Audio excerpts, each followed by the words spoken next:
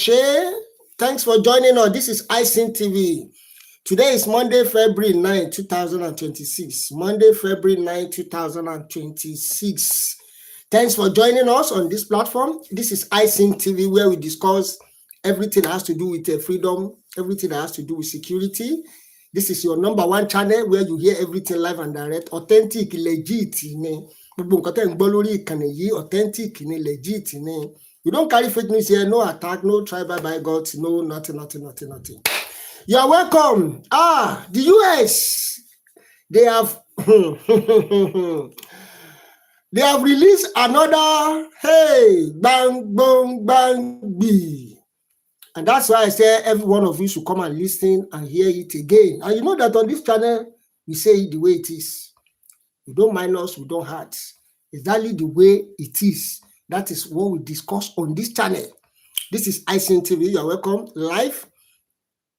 We all remember the prayer breakfast that happened in US when Donald Trump was praising the wife of our president, that's Mrs. Oluremi, Senator Mrs. Oluremi Tinubu. A lot of people were carrying the news. This. America has recognized our president, and all these things, they are jubilating. Another serious thing happened, and that is why I say you should come and watch what happened, exactly what happened after that statement. I made a video the second day. I said that Donald Trump is unpredictable. You can't predict Trump. They know exactly where they are going. And that is the way the thing happened when they want to deal with Iran, when they want to deal with Venezuela. The same thing is also happening to Cuba and some other countries now. America, the way they do their things, I said it. But you know, people, they think, he has praised. I was even listening to some people, they were singing, now our mama be this, we no get another one. Now our mama be this, Now, what happened? Let me quickly read that. I don't want to waste our time, but this video is going to be short. The paper put it like this. Let me read the paper first, the newspaper first, and then I will now play the video, exact video, where the US rejected the $9 million lobbying and anything that has to do with Nigeria, and insists on going on, carry out their plan that they have for Nigeria, so that the Christians will have peace, so that the Southern people, the Western people will have peace. That is exactly what is in their mind. All those things that they are talking is just that they are just trying to, this is what these people want, the lobbying, but they have proved that the people that are doing the lobbying, they have failed already. That's exactly what I want to, let's quickly read that. You're welcome as you are joining us. This is Icing TV Live. Diplomatic snub. US broadcaster reject Oluremi Tinubu interview request amid $9 million lobby round. Let me read the exact thing that happened. The snub highlights deepening international skepticism despite the First Lady high-profile attendance at 74 annual National Prayer Breakfast on February 5th, 2026, where she was publicly acknowledged by US President Donald Trump. Why pro-government supporters celebrated the recognition as a diplomatic win. Saying, I hope you know the hear am. Okay. Critics argue it has failed to soften the US government stance on religious violence. Saying, hope you know the So now the rejection coincides with intensified controversy over Nigerian reported $9 million lobbying spent in Washington.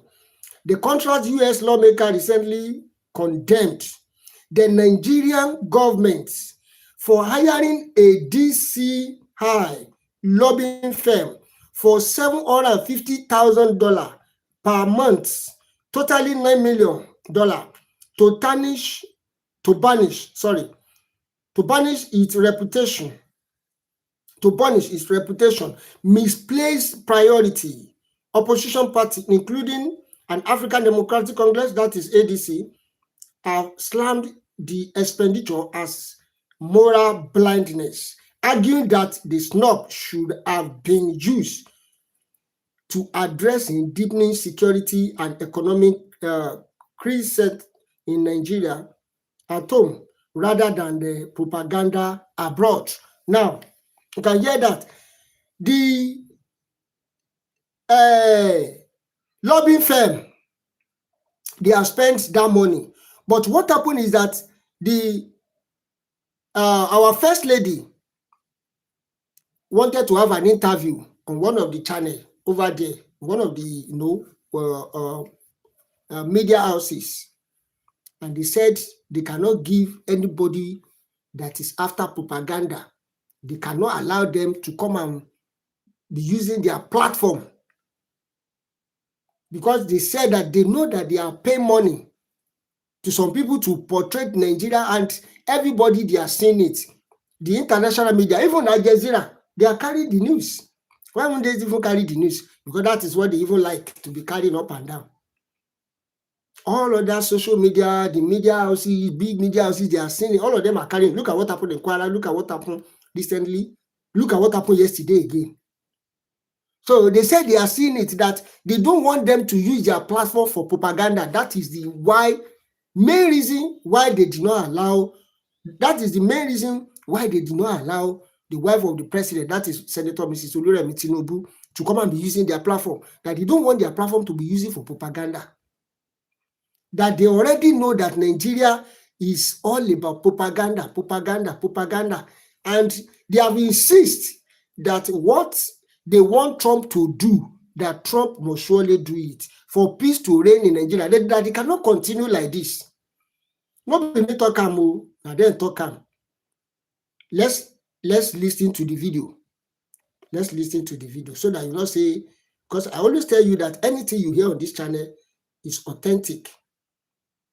They say that they don't want anybody. This is the video. I want us to listen to the video so that we can. And for Christians, and then you have a situation like in Nigeria, where Ejo, Emma Binu, I'm coming so that we can enjoy it very, very well. We can enjoy it. We can enjoy it very, very well. I don't want anything to distract us. I don't want anything to distract us. So I don't want anything to distract us. I want us to enjoy it. Don't be annoyed. This is Icing TV. Please make sure you like, share, and subscribe. Anywhere else in the world, and you have a government in Nigeria that practices denial, a culture of denial. No, nothing to see here. They even hired DC. A big firm here in D.C. The First Lady was here. She was here this week, and in fact, they wanted to come on the program to talk about religious freedom. And I said, I'm not going to give them. I'll meet with them. I'm happy to meet with anybody. Same here.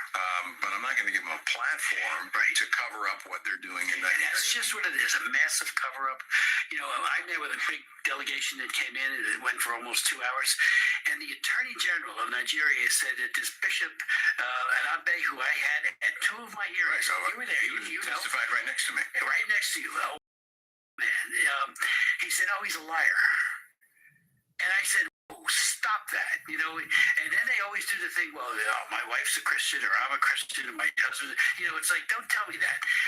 What is happening as churches are being firebombed, people are being killed in cold blood, you know, abductions, which is very, very big there in Nigeria, of Christians especially, but others, but especially Christians.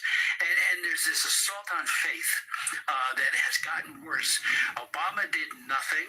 You know, Boko Haram flourished under his 8 years in office, and now it was your persistent advocacy that actually eventually got them labeled as a terrorist organization. For 3 years we tried, Tony, and I had hearings on it, and we had people give very, very compelling testimony as to what Boko Haram was doing, and finally on the day we were marking up my bill to tell the administration you have to declare them a FTO, foreign terrorist organization, that day, that hour, basically, they said, oh, they're an FTO.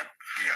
And it was like 3 years years ago, we could have been working to find out where their sources of funding and weapons. Before they kidnapped many of the girls. That's right. The Chibok girls and many of the others were all. And that continues to this let day. me ask you about that, Congressman Smith, Yeah. because as you say that it's gotten worse. You've got these dictators and tyrants in different parts of the world. My experience when I was chairing the Youth Serve Commission, going to different countries, is that many of these bad actors have seen what's happened in America over the last 2 decades, where we have gone from one administration that actually, like we have right now, that protects religious freedom, to one that doesn't care about religious freedom and promotes abortion and LGBTQ. And so they just want to wait out. So we're not having that persistent, consistent presence of influence on the world. Well, that's a very keen observation, because I have found that you even hear that from some of the diplomats when you talk to them. Oh, he'll be gone. Trump will be gone in 2 years, and he will potentially could come in a very, very liberal Democrat like the governor of California, who couldn't care less about religious freedom. I remember I had hearings. Well, it's the Democratic Party doesn't care about it. There are many. It's very clear. Most of them don't. But when you come to their priorities and their platform, it's not there. You don't see it there. Right. And, we saw with Barack Obama, I would continually say, okay, the International Religious Freedom Act, authored brilliantly by Frank Wolf, it says you must provide us with countries of particular concern, countries that are really doing bad things that can be sanctioned. And we wouldn't even get the list year in and year out.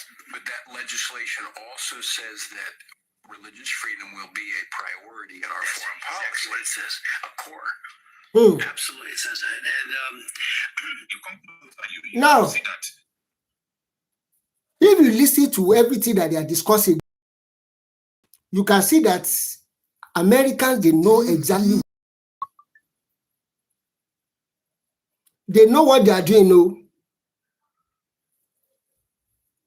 In our own case here, it looks as if we don't care about the money we are spending. But these people, they know exactly what they are doing.